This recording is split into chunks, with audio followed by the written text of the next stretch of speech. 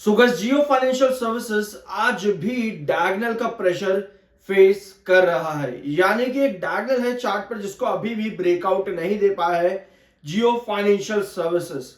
Although पिछले video के अंदर हमने काफी सारे रिपोर्ट्स डिस्कस कर रहे थे और लंबे टाइम से सुजोन पर आपके जियो फाइनेंशियल सर्विसेज पर हमने कई सारे रिपोर्ट्स डिस्कस भी की हैं जो कि कंपनी के लॉन्ग टर्म पर्सपेक्टिव को डिम करती हैं। बहुत ध्यान से समझना, डिम करती हैं। अभी हम और रिपोर्ट्स यहां पर देखेंगे, लेकिन एक पॉइंट आपको हमेशा याद रखना चाहिए कि कोई भी कंपनी जब इतना ज्यादा डाइवर्सिफिकेशन करे तो वहां पर एस्टैब्लिशमेंट और ग्रोथ पर भी सवाल खड़े होते हैं। यानी कि हायर एक्सपेक्टेशन डजंट मीन कि आपको राइज मिलेगा ही मिलेगा। ऑल्दो आज भी जियो फाइनेंशियल सर्विसेज में आपके पास एक बात हमेशा सुनने को मिलती है, लॉन्ग टर्म। भैया लॉन्ग टर्म के लिए बहुत अच्छा है, 5 साल होल्ड कर लो इतना हो जाएगा, 2 साल होल्ड कर लो इतना हो जाएगा। 2023-24 के अंदर भी लोग यही बातें करते थे, आज भी यही बातें करते हैं। लेकिन जियो फाइनेंशियल सर्विसेज की कहानी पूरी उल्टी पलट करके घूमती देखने को मिल रही है। तो अगर आपको ग्रोथ सच में चाहिए लॉन्ग टर्म के अंदर तो एस्टैब्लिशमेंट और ग्रोथ कंपनी को दिखाना पड़ेगा। डाइवर्सिफिकेशन से कंपनी का रेवेन्यू जनरेट बहुत अच्छा होता है, कंपनी बहुत अच्छे रिजल्ट्स दे रही है, पिछले 2 क्वार्टर कंपनी के ताबड़तोड़ रहे हैं। बट कुछ मेजर कंसर्न्स भी हैं जिसकी वजह से जियो फाइनेंशियल सर्विसेज फीक आ रहा है। पहला मेजर कंसर्न आपका आता है कंपनी का पीई, जिसको हम पिछले कई वीडियोस में डिस्कस भी कर चुके हैं। लेकिन अपार्ट फ्रॉम दैट एक और बड़ा कंसर्न है जियो फाइनेंशियल सर्विसेज के अंदर, जैसे कि आपके एफआईआईज की होल्डिंग 21.58% थी सितंबर 2023 से। एफआईआईज ने लगातार सेलिंग करी है, 19.83, 19.45, 17.55, 16.88, 15.62, 11.66 और सितंबर 2025 यानी कि 2 साल में आपके एफआईआईज की होल्डिंग हो चुकी है 11.85% फ्रॉम 21.58%। यानी कि लगभग 10% एफआईआईज गायब हुए हैं जियो फाइनेंशियल सर्विसेज में। और ये खरीदारी करी किसने? 17.86 से पब्लिक की होल्डिंग 26.07, यानी कि लगभग 9%।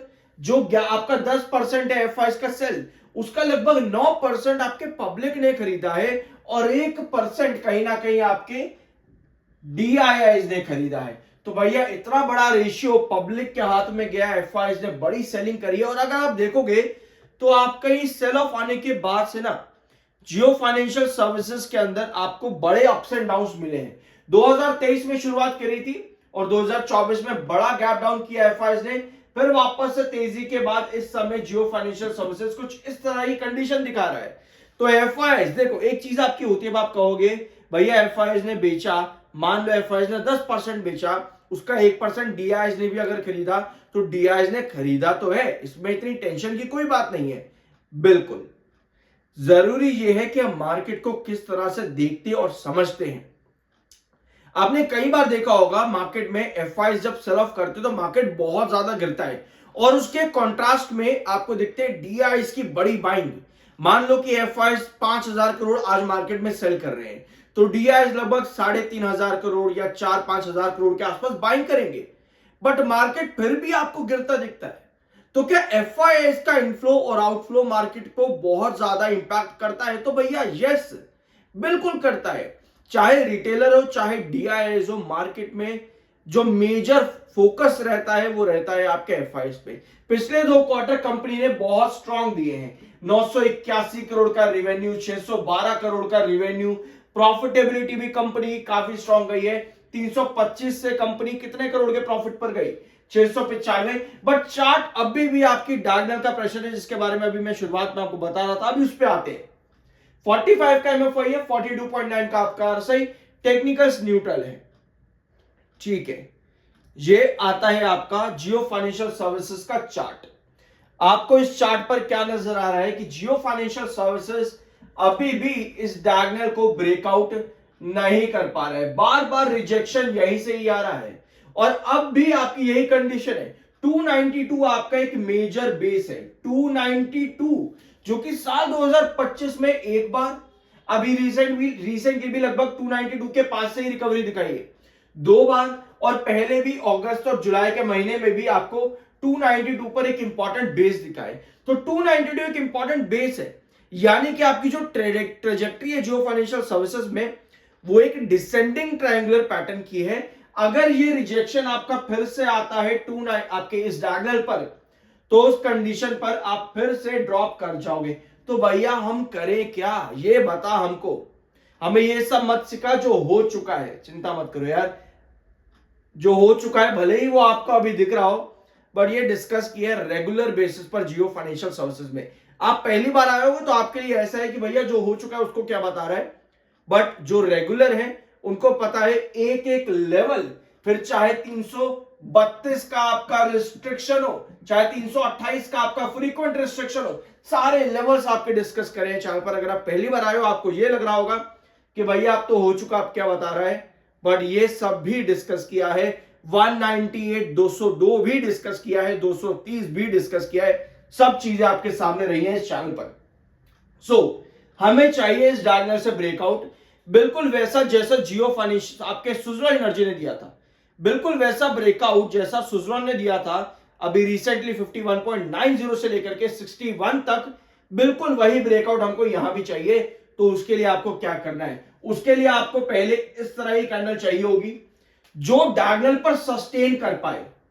जैसे ही ये कैंडल बने आपके पास नेक्स्ट 2 कैंडल कुछ इस तरह की होनी चाहिए जो कि 310 के ऊपर क्लोजिंग देना शुरू करे लगातार। अगर ये पोजीशन आती है तो आप डायगोनल को क्रॉस कर रहे हो। नेक्स्ट आपके पास क्या होना चाहिए, 310 को एक बेस बनाए वापस से। अगर 310 को बेस बनाता है तो ही आप सस्टेनेबल ब्रेकआउट की तरफ जाओगे, लेकिन यहां पर इस पूरे कंडीशन पे कोई भी कैंडल आपके पास इस तरह की फॉर्म हो गई जिसमें ऊपर की टेल लंबी हो जो सेल को इंडिकेट करे, तो आप फिर से इरेडा के चार्ट को कंटिन्यू करोगे। अगर आप एग्जांपल समझ नहीं पा रहे तो आप डेफिनेटली पहली बार आए हो, एक बार इरेडा का वीडियो जाकर के देखना चैनल पर। इरेडा ने भी डायगोनल को ब्रेकआउट नहीं करा था, सस्टेन नहीं करा था। 2 सेशन भले ही डायगोनल के ऊपर रहा था, लेकिन इरेडा 160 के रिस्ट्रिक्शन को फेस करके वापस नीचे आया। तो आपके जियो फाइनेंशियल सर्विसेज में भी 310 वो एक इंपॉर्टेंट लेवल रहेगा। यहां पर इस तरह की कैंडल अगर आपकी फॉर्म हो गई तो आपका ये ब्रेकआउट डायगोनल के ऊपर बनते बनते वापस से बिखर जाएगा। तो ये कंडीशन है जियो फाइनेंशियल सर्विसेज की इस समय चार्ट पैटर्न पर। और डाइवर्सिफिकेशन बढ़िया चीज है, उस पर एस्टैब्लिशमेंट एंड ग्रोथ आना बहुत जरूरी है। कंपनी हाई पीई पर है, एक बार उस पॉइंट को भी मैं यहां पर नोट कर लेता हूं।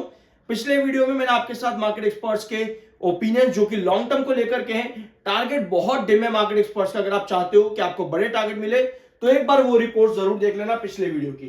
स्टॉक का पी 120 का है जो कि इसको ओवर वैल्यूड भी बताता है, बट ये भी बताता है कि मार्केट में इन्वेस्टर्स के एक्सपेक्टेशंस इस कंपनी से बहुत आए हैं। हाई एक्सपेक्टेशन डजंट मीन कि आपको ग्रोथ मिलेगा ही मिलेगा, पहले कंपनी को वो ग्रोथ दिखाना पड़ेगा। रेवेन्यू प्रॉफिट्स में भले ही ग्रोथ दिखे, बट आपके पीई और बुक वैल्यू जो है ये कंपनी के डिविडेंड यील्ड पर भी बहुत ज्यादा मैटर करते हैं। तो मुझे पर्सनली लगता है कि यहां पे जियो फाइनेंशियल सर्विसेज में ये 2 पॉइंट बहुत ज्यादा मैटर करेंगे, एफआईज बहुत ज्यादा मैटर करेंगे। वेट करो, इंतजार करो, तब जाकर के अपने डिसीजंस लो और सही तरीके से मार्केट में काम करो। IMNISM 7 सर्टिफाइड, सब्सक्राइब जरूर कर देना। बाय सर की कोई रिकमेंडेशन नहीं है। मिलता अगले वीडियो में।